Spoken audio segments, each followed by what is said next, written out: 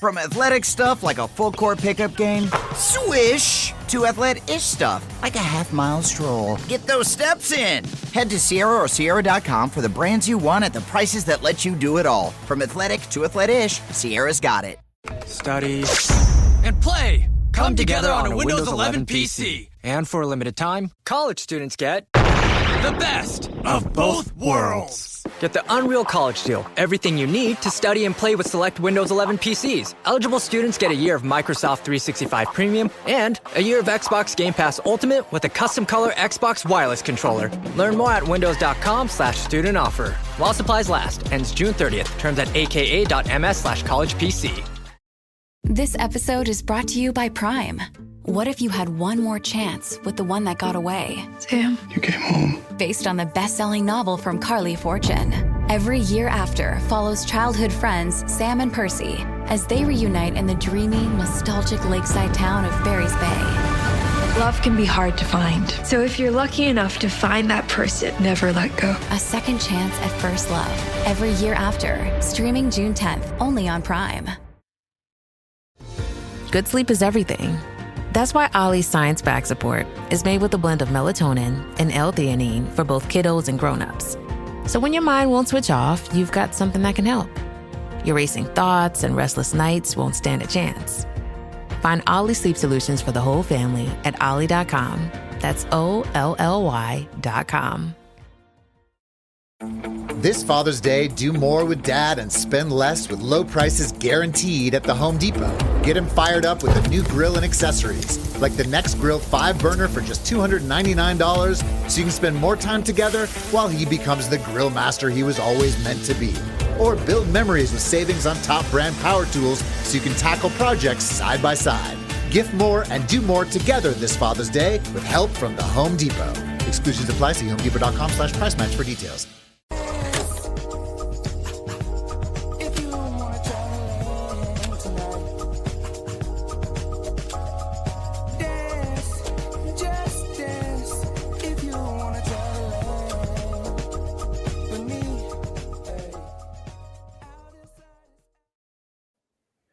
Hey, what's up, fam? And welcome back again to Recap Kickback. It's me, your host, Chappell, back to you to talk about another thing that is in the media, that is black, that is taking the world by storm. Try to stay on the top of all the trending conversations here. And so we got something very important to talk about. It's the verdict, Michael Jackson, or Michael Jackson, the verdict. I don't remember which one, but with me to talk about it, per usual, my co-host with all things crime in mind, it's Mari Forth. Mari, welcome back.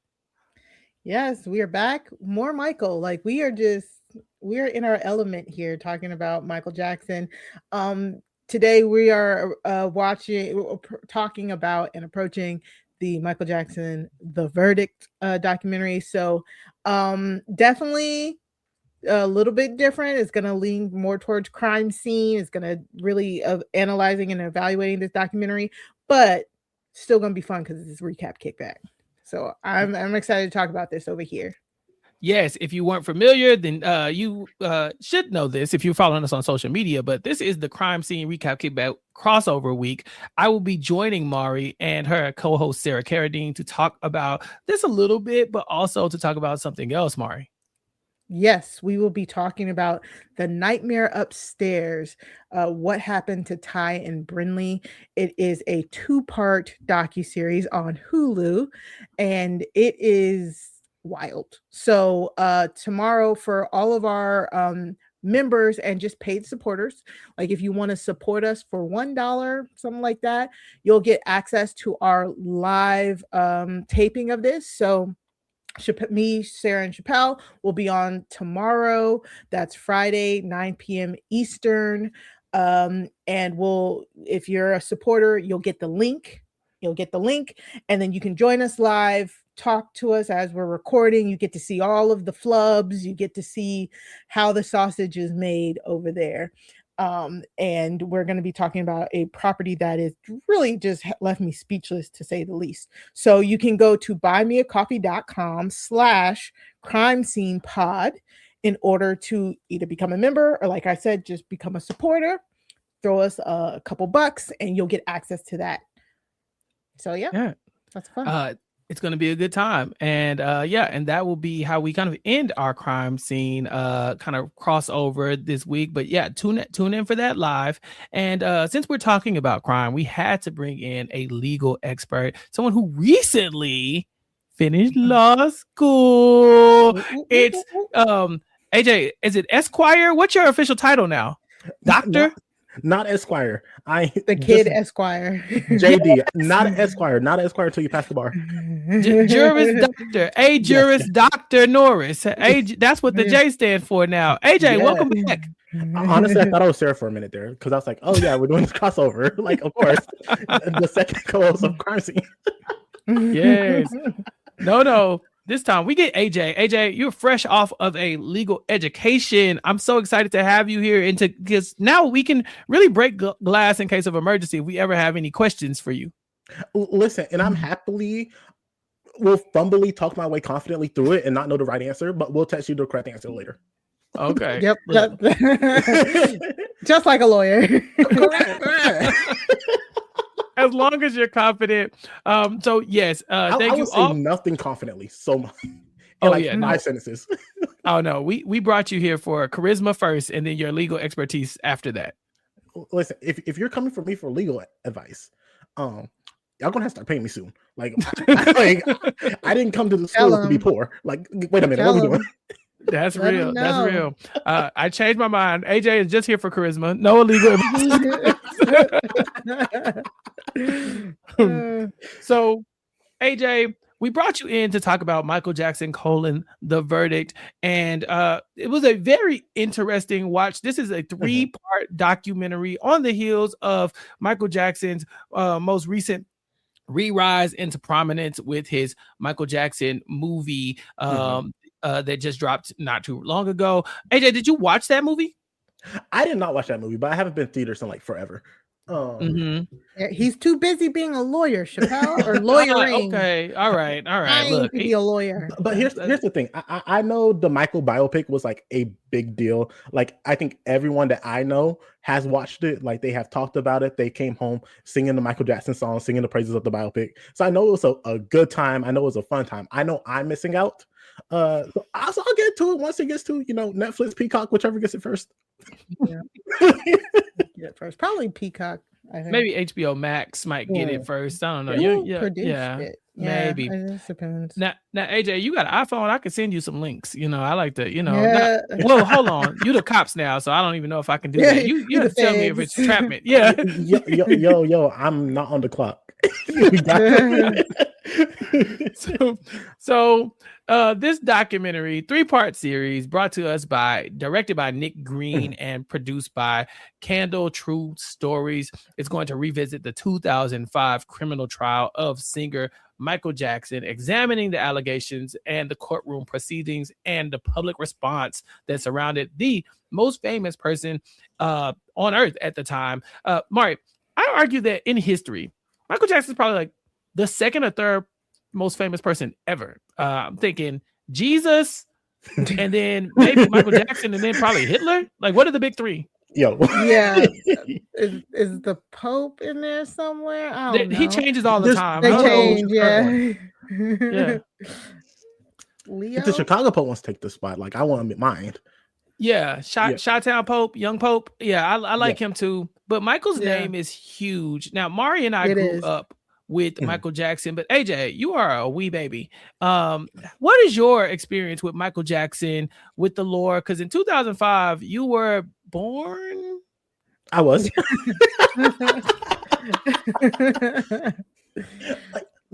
I think it's interesting because I grew up in a different time from Michael Jackson than y'all, considering I think when I was born, like, the allegations had already started against Michael Jackson, and like the jokes about Michael Jackson being weird with kids has been flowing through my entire life.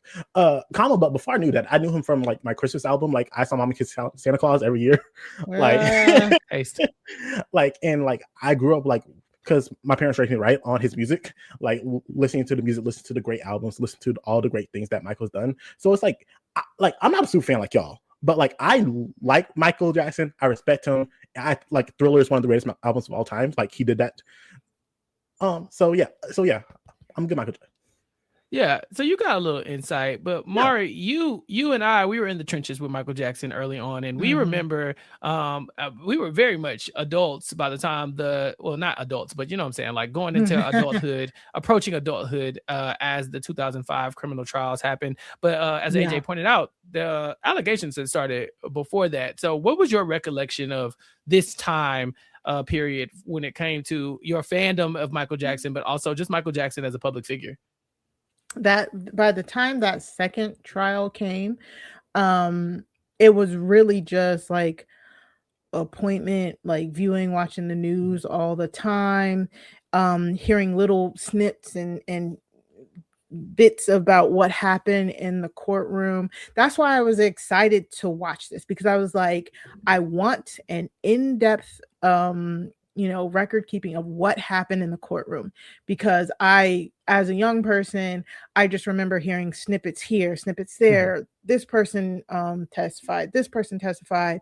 I remember the pajamas, and in my notes, I was like, "Oh, this was pajama day." Like, I remember him standing on the SUV. Like all that footage of Michael entering and leaving the courtroom.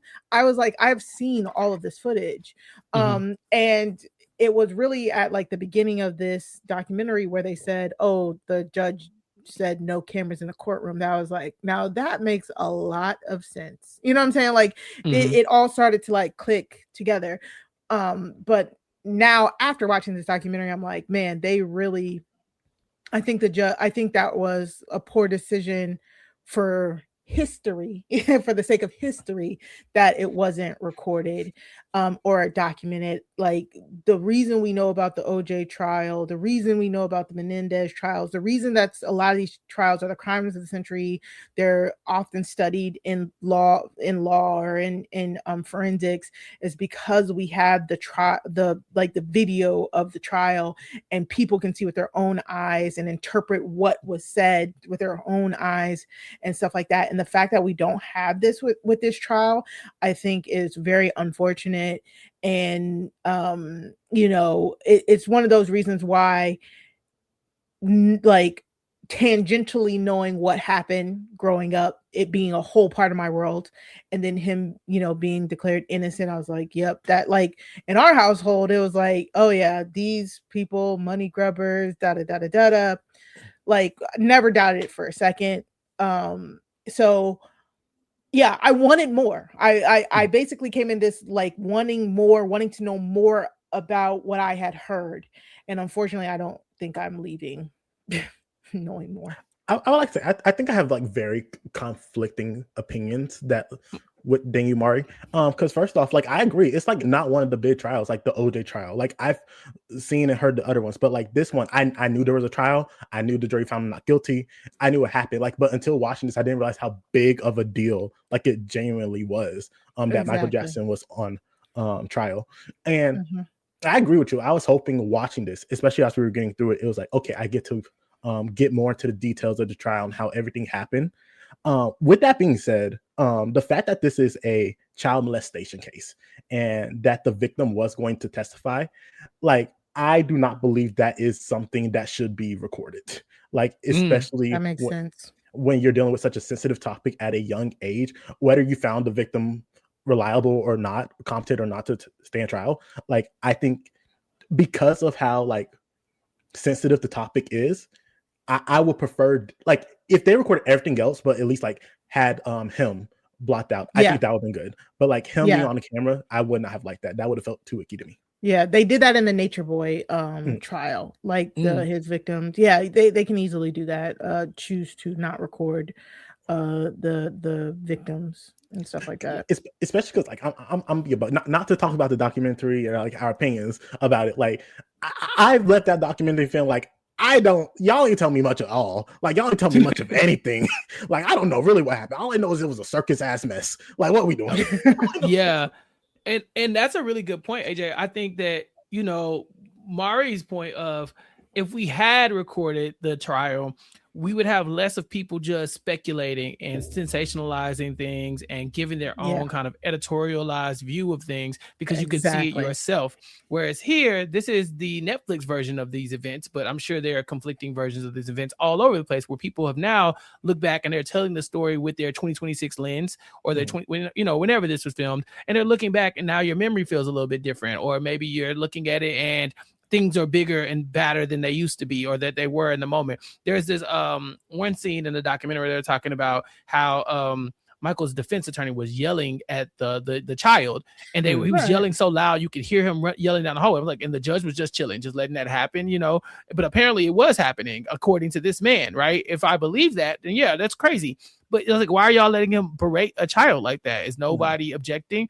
But had we had the footage, we would be able to know, was he yelling or was he using a stern voice? Or, or were people upset about it? Was that a moment of contention? We don't really get a 360 view of everything. We just kind of get the retelling of all these events. Whereas I think a firsthand source, even if you have to omit the stuff with the minors, a firsthand source would have been incredible with somebody of this level of fame. Like, I don't know if they thought one day Michael Jackson would not be this famous, but I'd say his fame has probably multiplied over the years so many times to where these questions are like, we're looking for the answers to these questions still to this day. And this man been gone for 20 years. Yeah. So many things. Because we gotta get into it. Thank you for teeing that up. There are so many times in this documentary where I'm like, give me the transcript, give me the actual evidence. Stop telling me the story through the eyes of the third chair prosecutor who he wasn't even the guy there. What is his name? Ron Zeckman or whatever his name is. He was like, we did this, we do that. Dude, you were third chair. You were not the main guy. Tom Sneeden, dead. He died. And Tom Sneeden is the one who, if you're actually in the know of the case, is who you should have smoke for, because he's the guy who essentially had targeted Michael for 10 plus years trying to get this case going. Then on top of that, Diane Diamond, like, did she produce this? Like, why was she in 90% of it? Why are we getting courtroom testimony from her notes of saying what she heard? AJ, correct me if I'm wrong. This is a public court case. The whole transcripts of the trial should be available for public consumption, right? Yeah. So why the hell do we not have somebody here reading the court? You're letting her read her notes to put her editorializing on it, but you're not giving me the straight up facts. And I also, I was like, this is okay. I also, I just picked one of the trial days, day 23. It was in the third episode. From the time that it said day 23 and the prosecution presented their case, I put a timer on it. It was a 4-minute timer for the prosecution's case. And it was when they talked about the boys, when they brought in the different household workers who testified to what they saw. It was about 4 minutes of coverage on the prosecution's case being presented with these workers. When they flipped it over to talk about the defense's cross-examination, they gave the defense 40 seconds in this documentary to explain what the defense did on the cross-examination. And it was one line from the Black journalist for the CBS expert. He said, Tom Minescu systematically went through each person and threw them into the grifter file. After that, they then had rebuttal, even more rebuttal stuff from like reporters on Good Morning America, and Diane's back here again. Like, how can you call them all grifters for like another 2 minutes until we get to the next subject? I was like, how can you say this is not me nitpicking? At the beginning of the documentary, it said this documentary is meant to present both the prosecution and the defense in the trial of Michael Jackson. Like they had a whole slate saying this is about the trial of Michael Jackson. It's supposed to present both sides. It failed. It utterly failed.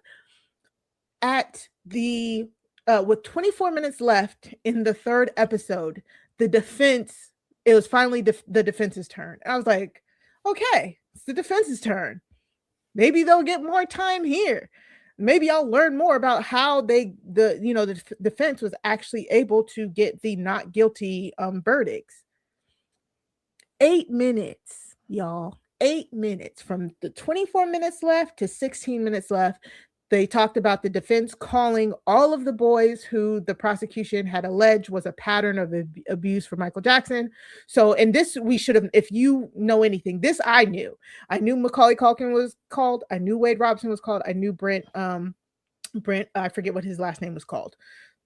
We all know that. You know what I'm saying? Did we get to hear what they said? No. All we were told is they were presented. The defense did a good job. And then they yada. The defense took another 2 weeks. They called 50 witnesses in that 2 weeks. And then they move on to the verdict. Bitch, what? I did 3 episodes. 3 episodes of you setting up this whole, like... I was just mad. I was mad because I'm like, I am here as an avid documentary watcher, as a crime documentary watcher, as somebody who's a trained forensic scientist, like as somebody who breaks down properties for the past 4 years, and y'all gave me absolutely nothing except for just to be like, how could they have gotten it so wrong? They basically tried to present it as the jurors got it so wrong. Oh yeah. Can I call a spade a spade? Do it. Now we are not here to litigate whether or not Michael Jackson did it or did not do it. In the court of law, in the eye of the court of law, he didn't do it. The juries found him not guilty. And the juror number, whatever her number was, 8. Said it first. Number 8, thank you. Said it like the prosecution's job was to prove without a reasonable doubt that Michael Jackson is guilty of everything that they're alleging. I watched the prosecution. I'm like, oh, from day one to whenever they close their case, every day I was like, they're bad at their jobs. They're like, so bad. Like this is not so okay. bad at their job. Like the defense could have been like, I just rest. Y'all did my job for me. Like, God bless. That's a really good point.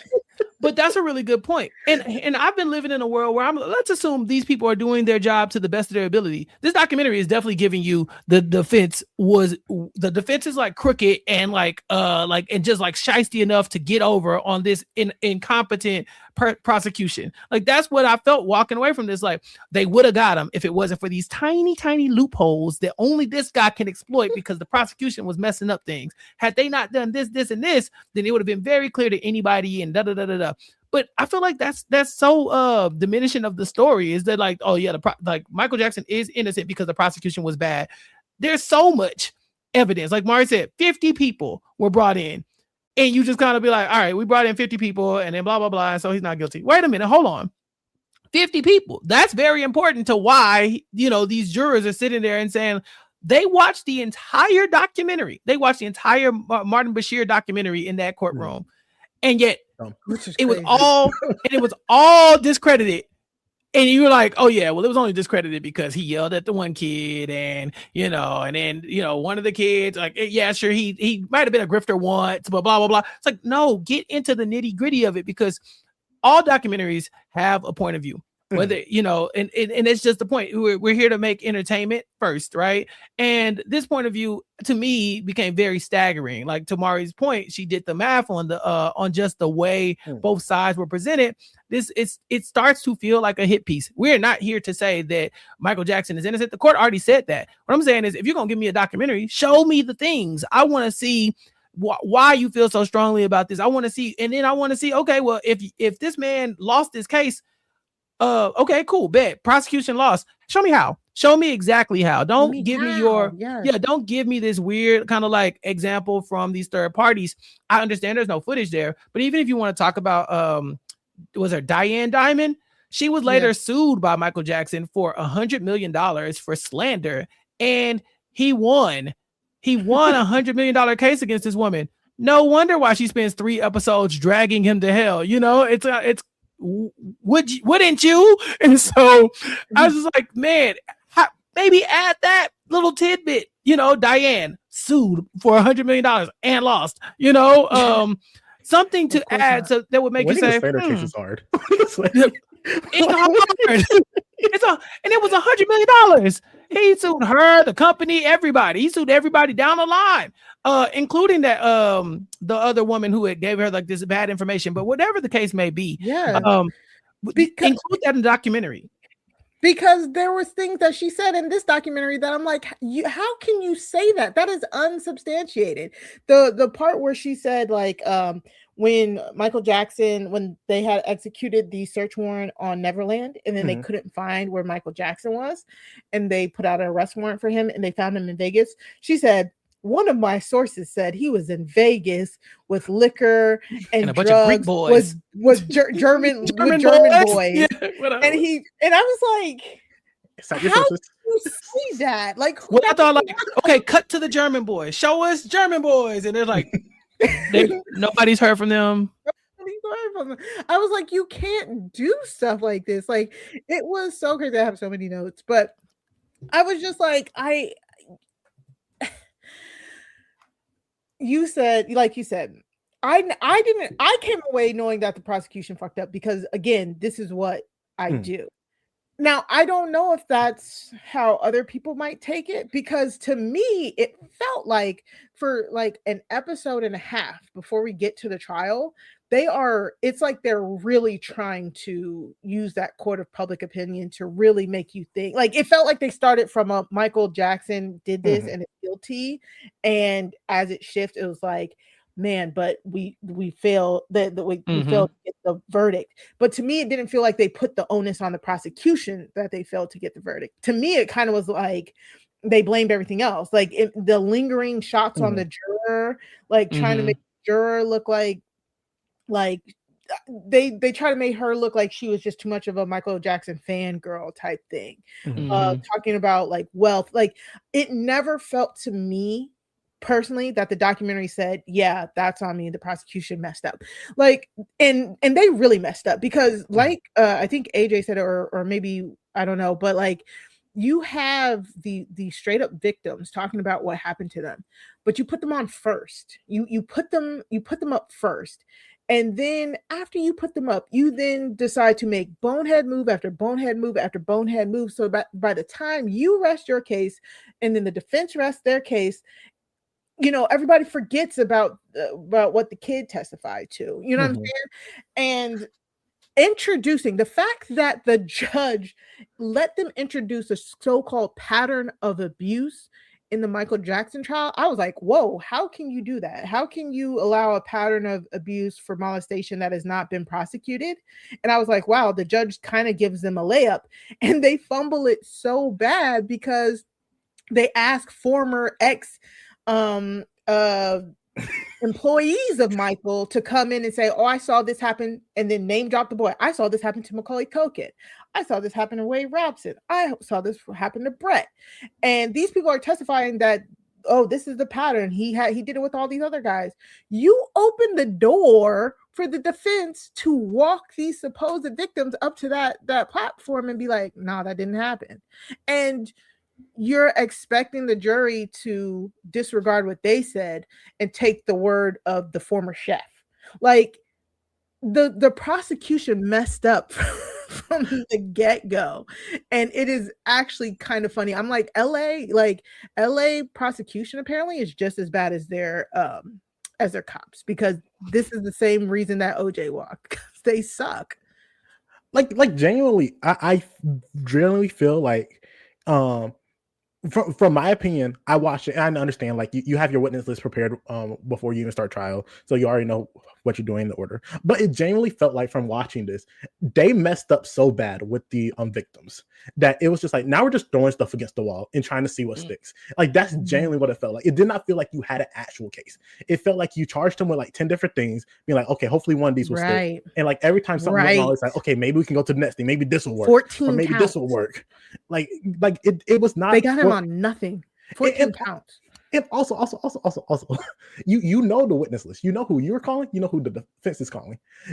You see that they're going to call these kids. They're on the defense side. You know what the defense is going to say, especially if they're testifying for them.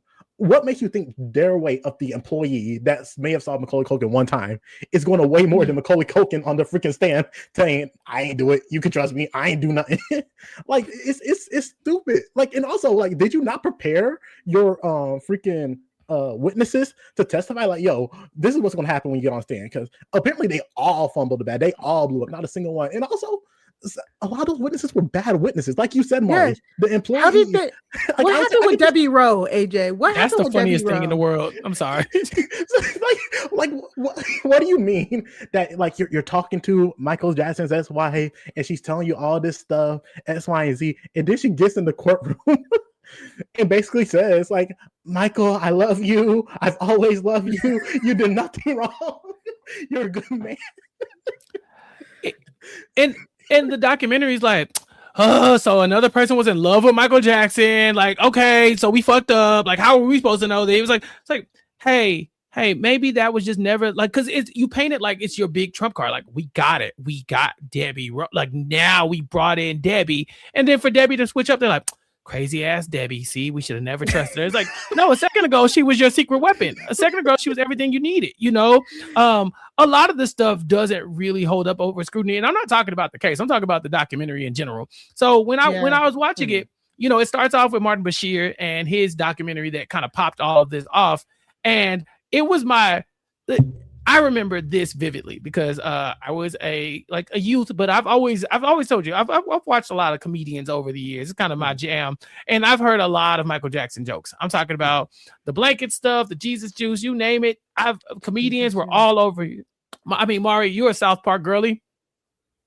You was on the ground floor. You know. That's ignorant. That's ignorant. That's the ignorant. Blanket. That's ignorant. Why you silly? Stop silly. So I grew up around that. So that's kind of my memory of this, is that I remember the documentary. I remember watching it on TV.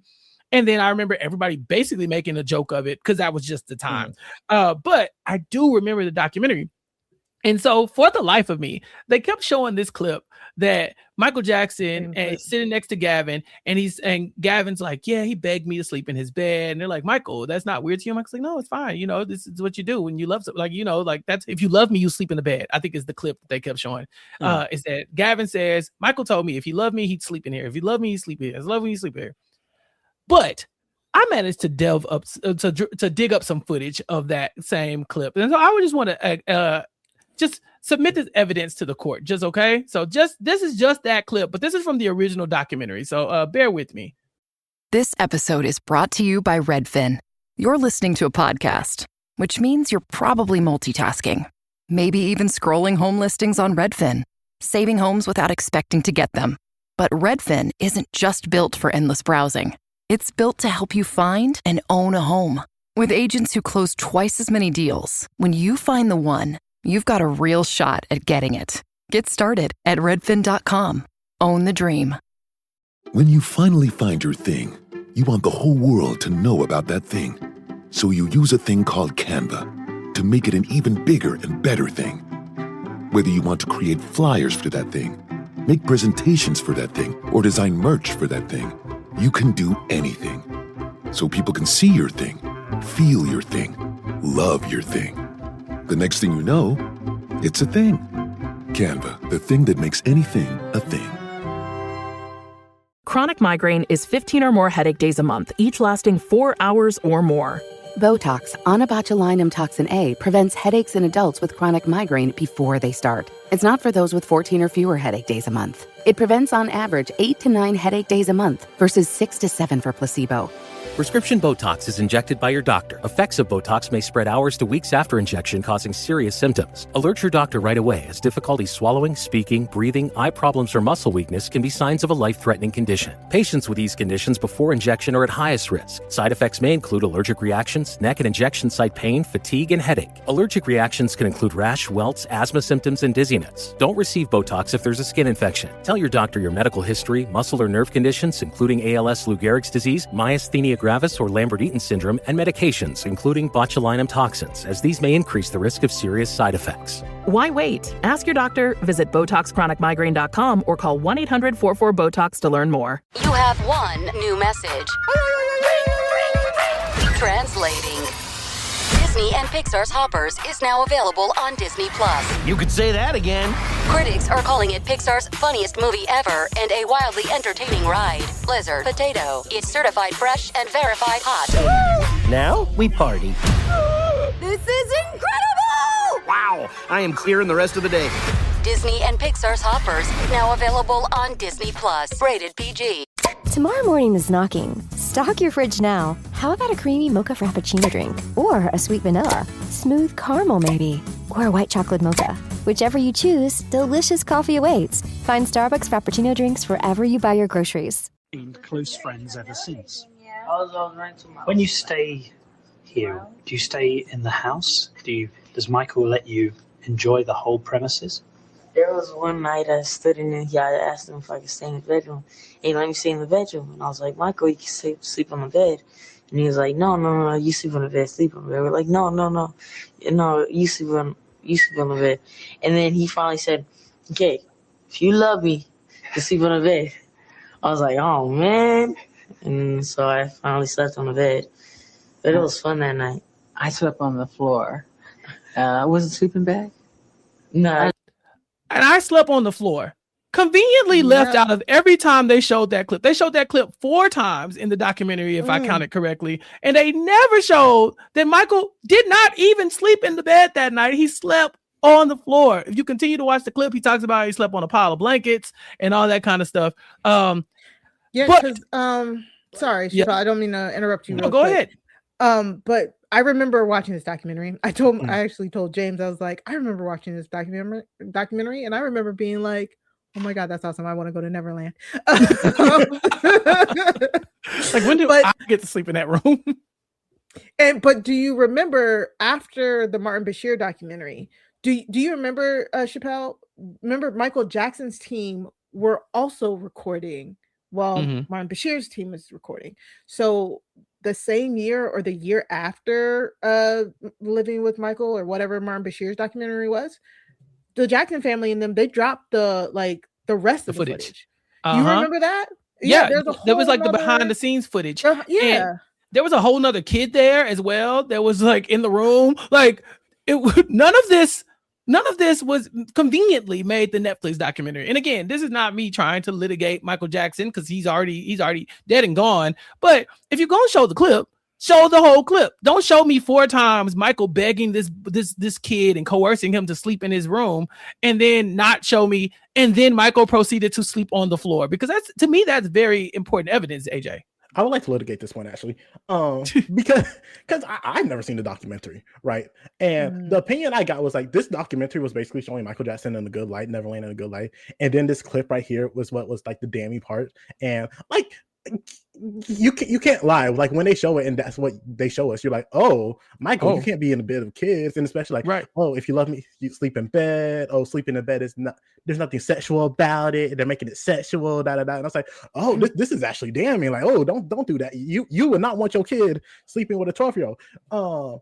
With that being said, like after I watched this documentary, I was like, oh, I want to do more research. So I watched what was it, a Square One, something like that. Yeah, the Square One documentary. And it was like showing so many other things, which include like, yeah, there was another person in there, like you said. And he said, yeah, Michael said, I'm gonna sleep on the floor. You're gonna sleep on the floor. The kids can sleep in the bed. And it was like, whoa, you're leaving out important, crucial information that's going to change how I personally feel. Because I'm going into this, I'm like, oh, okay, this ain't great. Let's see what they do with this in the court. And now I'm like, and then they didn't even tell us that. And I'm like, the bias. This is like, there's clearly like it was like a bias one way, and it makes you want to feel a certain way about Michael Jackson, which is like negative. Yes. And I think that's what like one of my biggest issues with this documentary. It wants to come off like we're a neutral party. We are a neutral party, but you are clearly our biased party that wants you to feel a certain type of way. Even when you're messing up, even when the party side that you agree would mess up. Like, I noticed this. I don't know if y'all noticed this. Like, I was like the first episode. I don't think I saw a single black person as a talking head. I think former friend of the Michael Jackson family in episode 2. but then once you get like all the other black, except for one, all the black talking heads was like, nah, this was a racial thing against Michael Jackson. Like, they were targeting him, da da da da da da. And it's like, see, you got these people who had a documentary against Michael Jackson, who's a former accuser of Michael Jackson. These people who did not believe. Oh yeah, his PR from Serena Williams. She was in the first one, but then she was like, nah, I talked to him. He denied it. I believed him, so I worked for him. I was like, you know what? Fair enough. I trust a black woman. And they never they never go back to her opinion about it, really. And it's crazy too, because they bring her in. She says, I trust Michael Jackson. And they're like, of course you do. And then just move on. Right. There was a second juror, like juror number 7 or something, a white lady. Yeah, 3 or something. Yeah. 3. Yeah. She was 23 at the trial. Yeah. She just said, hi, I'm juror number 3. And we never saw her again. Mm-hmm. She did like 2 things. Basically. Yeah, she said something to the effect of like, I took this very seriously because I didn't want anybody to go to jail for doing something wrong, but I also didn't want a pedophile to walk free. That was like the one real soundbite we got from her. And then the rest of it was like, okay, cool, bet. Let's get back to this other woman because we're going to make her look like a fanboy. Because they were literally like, we can make her look like a character. Like, look how loony this Michael Jackson fan was, that she's fainting over him and she's billing lottery tickets. My girl, I love her. They're like, oh, look how crazy this one girl is over Michael Jackson. Like, she's not credible, right, y'all? So I really wonder if the other juror was like, I took this very seriously. I went over the evidence. This is how I came to my conclusion. And they just didn't want to include it. Like, it didn't make sense. There were so many talking heads that were introduced and then dropped. Fun fact, I did not realize that the second trial with Gavin Arvizo, I didn't realize he was the kid in the Neverland thing. I didn't know that. Oh yeah. I didn't know that. I didn't know that was the same one. Mm-hmm. I would like to say though, I heard cancer. I remember seeing the family video. I remember seeing the family video on the news. Like, whoa, this is loopy. Sorry, AJ. I will say, if I'm gonna give a nod to Michael Jackson, and then if I watch the full thing, like I'm comfortable retaking my statement. I did find it icky, trotting out the child that did just beat cancer, and I did not like that. Leave the children out of it. Leave the children out of the spotlight. Because the moment I saw him in there, I was like, there's going to be a lot of people on this kid who already went through a lot. I do not want to see that. That's the one issue I have with it. But it's like, I get it, especially after like all the things that are coming at you, and you're like, I'm not this monster that the world's trying to paint me out to be. Chappell, did they accurately describe the timeline as well? Because Gavin got cancer. He had cancer before this Martin Bashir documentary, right? And that's how he initially came into their lives. Yes, Michael helped him beat cancer was what the quote Gavin gives in that documentary. Him and his mom are in the documentary in Michael Jackson's kitchen, I believe, and they're recounting how Michael's love and probably money helped him get better. I mean, like, toward medical care, but then also just money make you feel good. And so so Gavin had already beat cancer by the time this had happened. Yeah. And then after the Martin Bashir documentary, everybody was trying to find him. They said they took them to Neverland and cloistered them in Neverland, made them do that that family video, even though we talked to one of the Michael Jackson's associates who said he thought it was real, who said it. And correct me if I'm wrong, are they trying to say that the molestation happened like during that time period, like after the Martin Bashir documentary? So they're I guess they're alluding that the molestation was happening already. The time period where they're in Neverland hiding, that's when Gavin's mom basically said that Michael was holding them hostage and threatening to put them in a hot air balloon as punishment. And that quickly fell apart as well, because they were in actuality, they were able to leave Neverland Ranch. But her argument is that we were held hostage. And so there are different portions of this that they're trying to litigate. It is the molestation, but then also he kidnapped us, but then also this, and then also this, and then also this. So I think the timeline is just a little blurry. Okay. And then Janet Arvizo's credibility, one thing that the documentary does tell us, doesn't depict it well still in my thought is that Janet Arvizo was not a good not a good witness. She was all over the place. She actually entered the courtroom like a guilty person did. Was she? Well, it was funny because Michael outlined that, right? Michael said, like, how do guilty people end? Like, because I'm not doing that. I'm not doing what the guilty people do because I'm not guilty. So I'm finna stand up on the, and then we see Janet come in that exact kind of mode, that like kind of hiding or whatever. And you're right. But I still think, like, when you depict her as somebody who's untrustworthy, they try to make her kind of seem like she's a victim to kind of, her circumstance. Like maybe she might be a little crazy. But the Arvizo family really does get dragged through the mud in real life, because they are, they talk about it kind of passive, like, oh yeah, and they okay, so they found out that they scammed a bunch of people out of like $120,000 or something like that. They even scammed George Lopez. He ended up testifying about his experiences with the Arvizo family. Yeah, he said he had given them money when Gavin was ill, but then later became suspicious of the father's motives and then cut off contact. So they brought in George Lopez as a witness as well.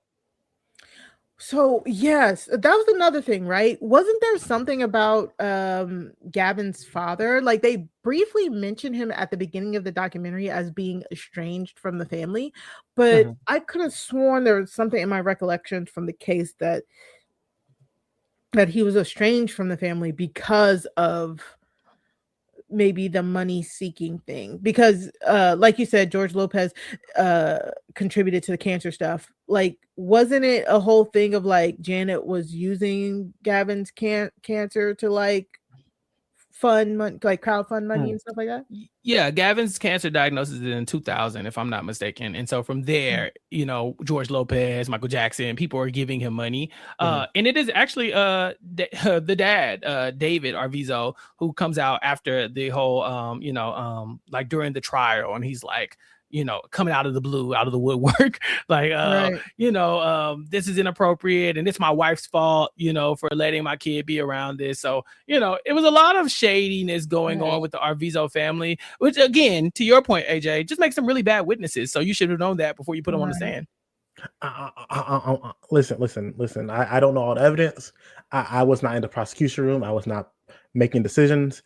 Based on what I saw, I would never brought this to case. I would never tried this case.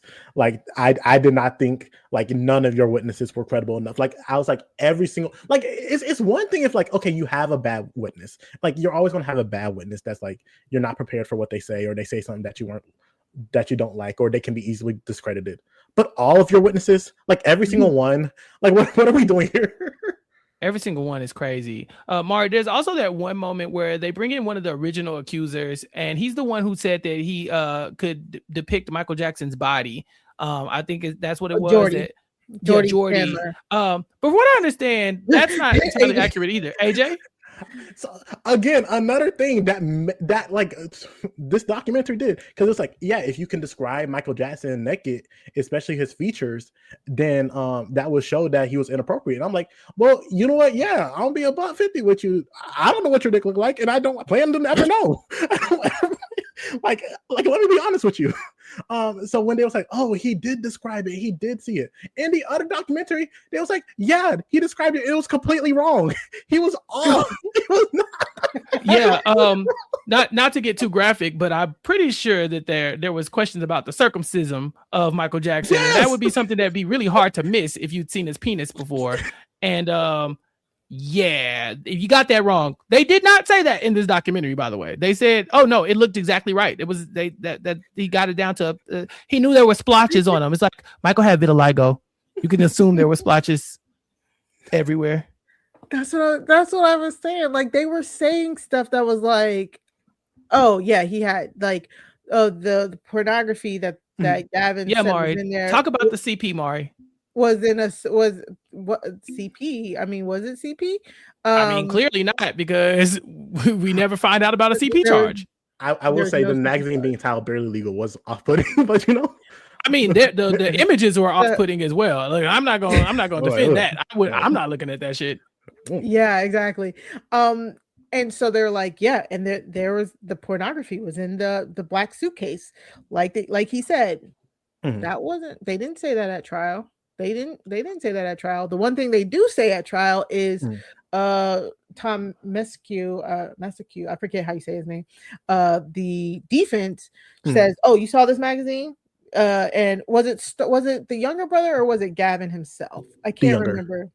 The younger star. He's like, was it younger? He's like, did you see this magazine? He's like, yeah, I saw that magazine. Like, this one, the barely legal one? Yes, I saw that one. Date. Like, hit him with the date. The date was months after they had left Neverland. I was like, that's not good. I felt so bad. I did feel bad for like Gavin and Star and having to testify and you know, being in this whole circus and all of that. And again, the FBI have been monitoring Michael Jackson since the 1993 case for 10 years until the second trial case. Child pornography charges were never brought against him.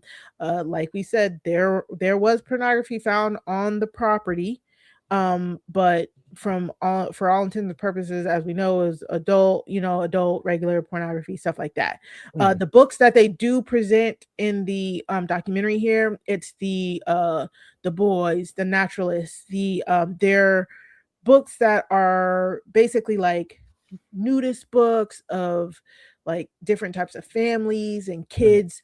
On Crime Scene, we talked about a Brooke Shields documentary, and Brooke Shields actually was 12 when she was shot for books like this as well.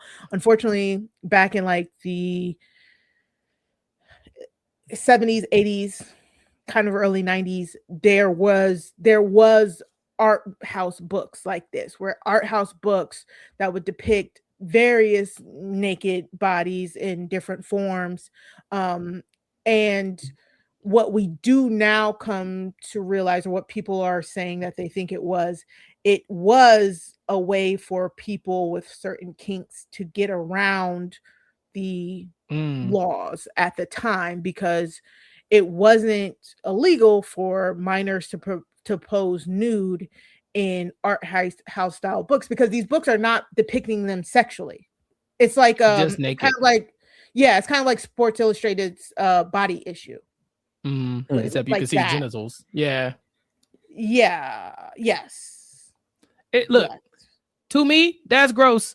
But I guess look, if that's what Michael had in his house, my issue isn't so much that like, okay, the documentary is like protecting Michael Jackson in any way. In fact, I think it's kind of being, a little targeted toward him. But I think that if you wanted to explain in more depth, what Michael Jackson is guilty of, if you are going to try to pin something on him when it comes to this kind of stuff, tell us why this didn't work.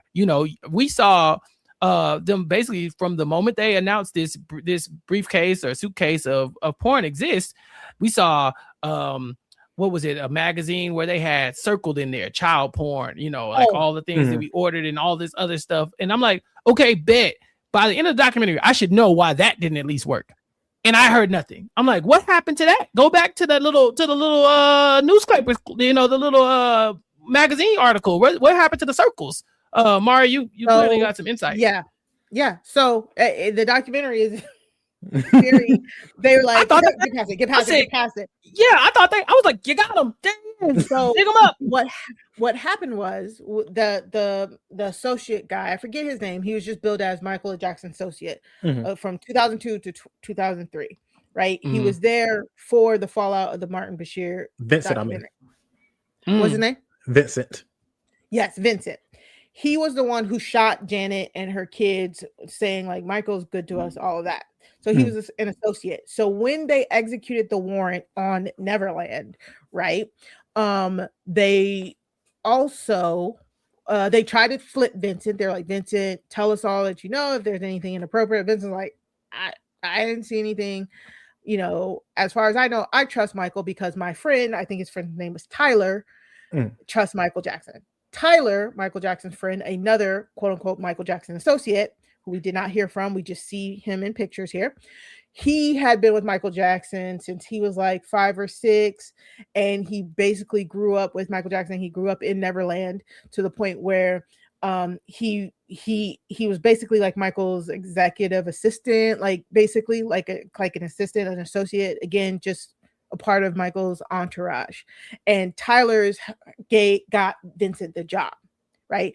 And Vincent would ask Tyler, like, hey, did Michael do this? And Tyler said no, Michael wouldn't do any of this. Cool. Well, apparently from what Vincent tells us, again, no supporting documents, no nothing. Vincent tells us that that as they're executing the search warrant on Neverland, they start to execute search warrants on known Jackson associates, apparently, which, okay. And so Tyler, who's worried that they're going to search his house, gives Vincent a bag of stuff and says, get rid of it. Vincent, we do have the video camera footage here of Vincent going through the bag, and it's these the magazines themselves. I couldn't tell if the magazines themselves were kind of like weird or porno-y or icky, but he said, like Chappell says, you go to the back and it was like how you would order these other books. So again, how you would order these nudist style books, these art house coffee table books, and Michael would circle it. Well, from what Vincent said that Tyler said, Michael would circle the magazines that he would want, and Tyler would, because that's how you order them back in the day for all of our youngins here, you would order them from the back of other magazines, and so and that's how they would order them. And we do have like grainy footage of this. The problem here, Chappell, is if this is all true, that chain of custody is all fucked. Like forensically, you can't without a doubt say that bag is in relation to Michael, because that could just be Tyler's bag that he is saying, oh, me and Michael went through a phase. You know what I'm saying? Like that would not be admissible evidence. And we still don't know it. We don't, I don't think Vincent ever says if he even turns that bag over as evidence or not. So I don't know. That was very unclear. See, to me, that came off like some very damning evidence in the moment. And now you explain it to me. I'm like, well, look, had we not been talking about this, had I just watched the documentary at face value, I'd be like, damn, what's going on there? Why, we should be readdressing some of this stuff. But when you put it like that, I'm like, oh, it makes total sense. AJ, one of the biggest problems I have with this is that Michael Jackson is dead. And so a lot of the conversation we're having, we will never hear his rebuttal. And in a documentary like this, you hear so much of the prosecution and the people who are making accusations of Michael Jackson, and the lore of Michael Jackson as it stands in public opinion was not great after this. They talk about how he will never recover from this, and he doesn't, and he does not. But because of that, I think the public opinion about Michael Jackson has always been a little dark and clouded, regardless of the outcome of this case. What would you say to about these documentaries that are made about people who are no longer here kind of to tell their side of the story? I think it's tricky because I do think of the victims, right, of certain things that are afraid to confront the perpetrators and the people who actually caused them harm in their real life. And now that they're dead, and even after time, they finally get the strength to finally speak their truth and to be able to, like, whether it's like to the public personally, is finally able to find a way to release all the burden or hurt that's been put on them, that they've been carrying through a lot of their life. And I think they should have the opportunities to express their feelings and their wishes and what happened to them. I think where it gets hairy, especially with the Michael Jackson issue, is this has already been litigated. This has already been done. We have y'all. I'm assuming y'all put y'all best foot forward, and your best foot wasn't worth crap. So like, and the fact that we're still relitigating this, it's like y'all just did not want to let this die. If like, cause here's my truth. If it'll be one thing if this documentary was like, we made all these mistakes and this is what we would have done better. But like, it was either you, Mari, or you, Chappell, one y'all said. But that's not what this document was. It was like, sure, we made these mistakes, but darn those jurors, only if they saw the light through all our mistakes, all our mess, all our crap. So I do think it's one thing to answer your original question, to be careful when you're talking about the dead, because they do not have the opportunity to rebut themselves. They do not have the opportunity, because I think that's one of the beautiful things about our legal systems. You have the right to confront your accuser. And if you're not able to confront your accuser, you're like, okay, who are you going to believe, me or the dead person? And the dead person do not get to fight. There is so much that can carry on, not just from them, but from their estate. Their children have to deal with the burden, the people that follows after them. So I don't like it. I don't care for it. I think there's ways to do it, and a documentary for millions of people to watch is not it, in my opinion. Yeah, I mean, at the end of the day, this is a Netflix documentary. It is here to entertain. It's here to make money. It's here to have a point of view as well. I mean, it's no coincidence that this happens right after the Michael Jackson biopic. Some would say that because of the biopic, it is important to shine light on the things that Michael Jackson has done, if he as guilty as they say that he is. And then some would say that if he was found innocent, to leave it alone. I'm kind of in the middle somewhere. It was like, I don't mind you telling the story, but tell the entire story. Tell me the entire story. And because we don't have footage of inside the courtroom, we will never get the entire story from there. There is no unbiased account of the Michael Jackson trial to this day. There's not one person who is not unbiased, whether it is on good, bad, whatever you hear, however these words ring in your ears, the moment they hit your soul, that's when you make your decision about how you feel. You can have no opinion until you hear it. And then at that point, your brain is going to form one. And whether you hear it and you immediately believe the victim, or whether you hear it and immediately believe that this is a grift, or whatever the case may be, you weren't in the room. And the people that were in the room were not recorded that day. And so we don't get any of the victims in this documentary, if I'm not mistaken. Right. You know, and they do have a chance to speak up as much as they can. And they have in different ways. These, you know, the accusers, I guess I should say, there've been accusations made. There've been recants. There's been a lot of stuff going on behind the scenes. But at the end of the day, this is something that has been talked to death. And so I just ask that if Netflix makes a documentary, make a better documentary. I want to walk away feeling like I learned something about the person when I was talking about the crime. If anything, like you said, AJ, I just feel like it was a circus, and knowing that this was a circus is actually a better documentary than thinking this is about Michael Jackson. This is really about how to properly handle a court case. So that's for sure. That said, AJ, yes, as our guest here, I'll let Mari do the honors. I believe at Crime Scene, AJ's been a guest on Crime Scene before. You have a tradition, Mari. Yeah. Yes. So on Crime Scene, we always ask AJ, out of 5 magnifying glasses, how would you rate Michael Jackson, The Verdict? 5 being the best, 1 being the worst. I'm gonna give it a 1. I'm gonna be honest with you, like, because here's I hate that this was made. I genuinely do. Yeah. I think the world is worse off because this was made. Because, like, I genuinely, because, like, best case, like, what this documentary has done has so much harm. Like, first you're causing harm to the estate of Michael Jackson, without like great evidence to prove your point, to defend your point, which then have people watching it be like, this is why you can't trust the legal system. You got corrupt people that are just trying to tear people down for a personal gain or personal reason, or and when the legal system is like such a beautiful thing to try to help victims, and this whole thing, I did not feel like it tried to help anyone. It made the prosecution look incompetent, made the defense look corrupt, and like, when, like, sure, there's incompetent and corrupt lawyers, like, sure, they are out there, but that's not what you want to think when you're looking for someone to help you, especially like when you're going to the legal field. You usually at the time where you need the help and you don't want it, but you are in so much pain and you need someone that knows how to go through these waters.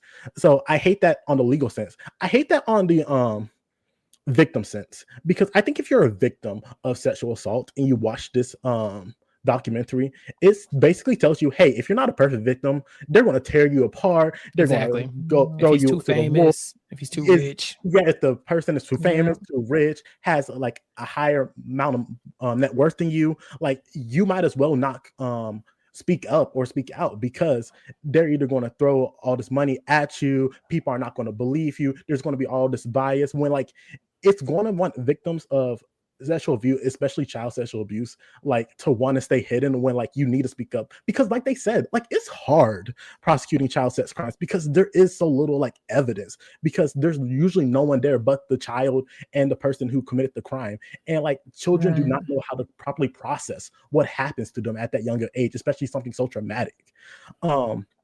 So I think this documentary hurt like victims in that way too. So I think whatever this documentary was trying to do, it failed on every single point.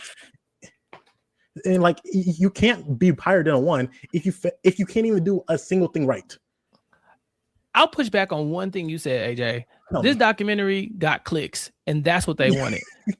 They wanted clicks. There's a reason why this thumbnail is going to say Michael Jackson guilty with a question mark, because I want clicks. I said it. Yeah, click on the video. Give me I want the clicks, the likes, the engagements. I want all that, and that's what they did. They really did use a divisive topic. And one that hits you right in the soul, right? Because these are children, so you want to make sure that you have the kids in mind, but it's also one of the most beloved figures in history with Michael Jackson, and so this is naturally going to get clicks. It's naturally going to get people feeling a lot of ways, and then I think everything after that they did was irresponsible, like you said. Because I did walk away from this thinking like, damn. For the victims, if you, and I'm not talking about these victims, because obviously if Michael's innocent, then they are not victims by the court of law, but I'm talking about victims in the future. Even if, and honestly, and this is Mari and I talked about this before, but I have a real issue with when people are alive and they have to like face media that capitalizes off of their pain. That just drives me insane. That's one thing that gets under my skin. It's like, don't go make a bunch of money at the expense of my story. I will never appreciate that. It's just something. It's one of the things that get under my skin. So if AJ gave this a 1, I'm probably gonna give it. I give it a 2, I guess, to be nice. But I don't know, Mari. It's hard for me to not give this a 1. Can I add one more point to my 1? Yes, definitely. They also left this documentary with so many questions, so many unanswered questions that has answers that I have to go search for those answers. Like you said, with the briefcase, with the witnesses' testimony, it's like the extra footage. The extra footage, like they leave so many questions, like it doesn't make sense. And it's like, no, when you research it, like it makes perfect sense why all this failed. Like it's not hidden, but they just did not want to present it. If you're going to present a court case from beginning to end, I need to understand why it ended that way. And I'm just like, well, the juries liked Michael Jackson, and I guess that's why all this unanswered questions were unanswered. AJ, when they said Debbie Rowe got on the stand and switched up her testimony, and they said, "Oh, there's nothing we could do," I was like, "Treat her as a hostile witness." What? Right. You know, like, is that lady perjuring herself? Yes or no? Like, let's talk about it. Again, Mari, you're the expert. AJ is also the expert, but you're our documentary expert here. AJ gave it a 1. I gotta demote it down to a 1.5 because he's right. I shouldn't have to do so much research after a documentary. That's what really bothers me. I don't want to do extra homework. Mari, you've seen so many of these. What is your final verdict on the verdict? No, you guys are completely right. The fact that even I was like, I feel like each one of us came with this. I was just shocked at her from you. Like, why did we have to unearth evidence that's already been said and out there? We did not have to go and find this stuff. It is readily available on the internet. So you specifically left it out of your documentary so you could specifically give it a bent. And again, like Chappell says, like Sarah says, every documentary does have a point of view, and the point of view is what they want. You guys were the ones who told me at the beginning of this documentary that this was supposed to be a balanced view of both the prosecution and the defense, and you just did not deliver on the promise that you promised. That's something they said at the top of the show. So you utterly failed. It's a 1. You utterly failed. It felt like they're trying to prosecute him in the court of public opinion now that he's gone, and it's at the expense of these victims. It's at the expense of these victims. You know what I'm saying? So and again, there's no reason why we shouldn't have been reading from the actual court transcripts. We should not have needed to rely on Diane's recordings. Like, it was just so biased. It was not it was incomplete, and it was cherry picked. And again, the fact that they yada yada the defense, that pissed me off so much. Oh, and guys, so Tom, Michael Jackson's defense attorney, who we saw a lot of in extempore, like archival footage, right? So he's alive, right? He's alive. Oh. He's alive. He's alive. And I'll send you guys this TikTok, but he's on TikTok, and they asked him, like, why aren't you in the documentary? He's like, why? He said that he said the exact same thing AJ said. He's like, this has been litigated. It's very funny. He says, maybe I'm gonna send it to you, Chappelle.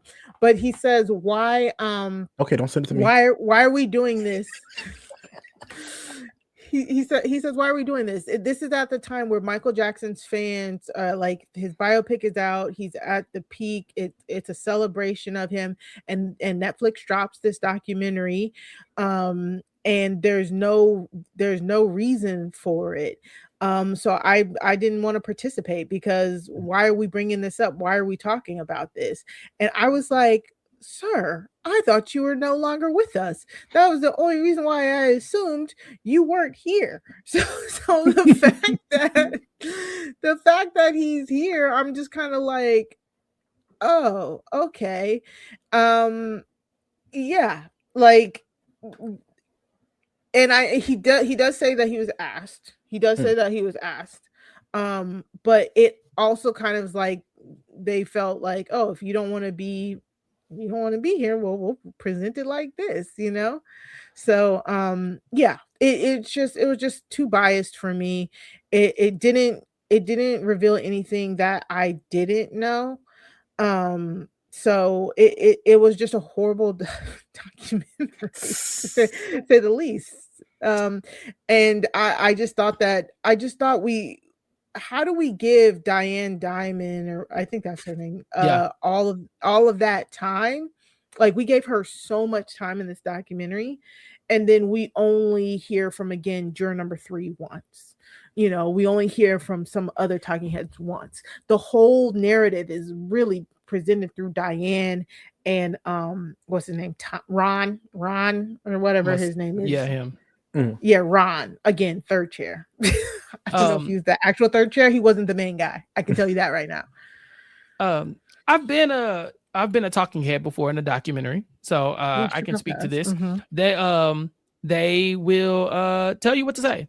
And not to say that these people were told what to say, but documentaries are trying to push a certain story. They have a storyboard. They've already mapped out what they want the documentary to look like. They now need to fill in the blanks with people to corroborate what they're saying and to validate the point of view that they're already trying to push.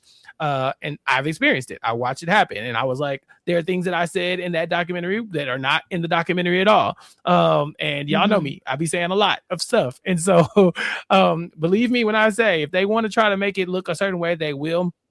And it's very much felt like that. Again, maybe you can call me biased as much as you want.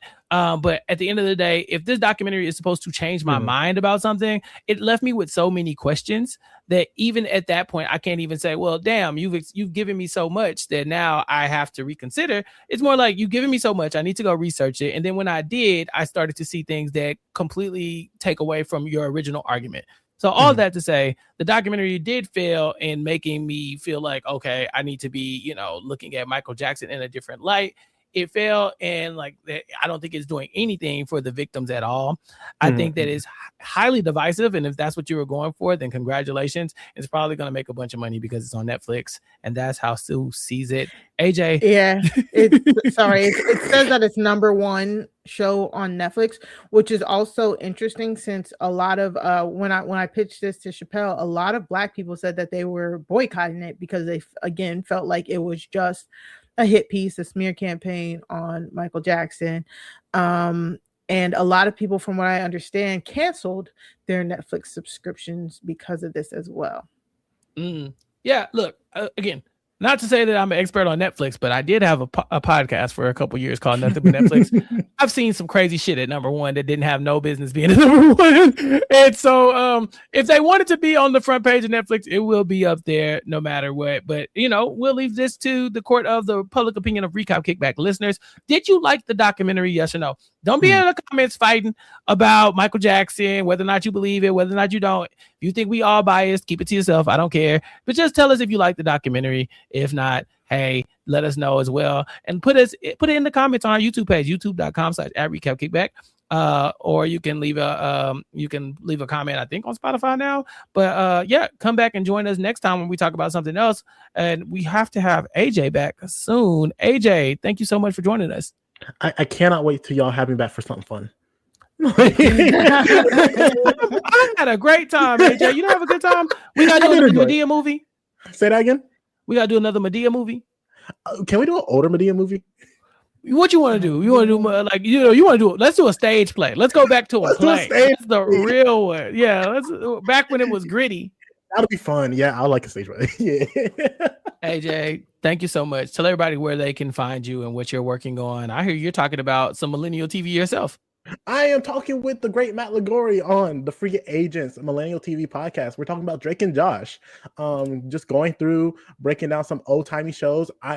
My goal, y'all, is to do so good that I can introduce Matt to the Proud Family, and we talk about that show. Wait, hold on, wait. You mean to tell me Matt Ligori, the Disney kid, has never seen the Proud Family? Chappell, I felt the same way. I felt the same way. It's giving. Maybe watch High School Musical. You make him watch the Proud Family now, damn it. And I know exactly which episode I want you to watch. There's a nice movie where they start dancing. We'll talk about it. You already know where I'm going with that. I know where you're going. Yeah. That's fun. My God. So I'm doing that, Matt. I'm also starting a new project with Felipe on Animation Station. We're watching every Pixar movie. I think the Toy Story should be coming out next week. So we're going to watch every single one of them. So yeah, come on. I'm doing more stuff now. Yeah, he's back, baby. Yes. I left law school and I said, let's start recording. Do you want followers on social media? No, I'm not there. Still not on social media. Okay. Well, listen, y'all have to listen to me. You don't get my stuff for free on the Twitters and the Blue Skies and stuff. Yeah. There you go. If you need legal advice, in it. You need legal advice, pay AJ. But don't. But he cannot. He cannot. Yeah, he cannot practice law yet. He just can give you some advice. Good luck, AJ, in all things legal. Thank you again, Mari. You and I have a lot going on in the next couple weeks. Yes, we do. So again, depending on when you're listening to this, either tomorrow or later on today or whenever or yesterday, we are covering the Nightmare Upstairs over on Crime Scene. So if you want to hear me, Chappell, and Sarah on Crime Scene and say you missed the live, you can always just go to crimescenepod.com to subscribe to Crime Scene, and you can listen. You can just listen to us. You won't be able to see us, but you can listen to the podcast wherever you get your podcast once you subscribe to Crime Scene. We were also covering the Vampire Lestat. That's back. They're back, baby. I think Chappell, we got to talk about coverage. I know we'll be covering it directly after it airs on Sunday. Week. Yeah. This week. After that, it might be Mondays since we'll have to cover House of the Dragon. It might be Tuesday because House of the Dragon we cover Sunday night. It'll be up Monday. So then at earliest, Interview with the Vampire will be up on Tuesday. There you go. No matter what, you're getting us back to back at the beginning of the week. There you go. We will keep you company in the beginning of the week. So a lot going on Recap Kickback. Also, buy my cups. Buy some cups. Buy some cups.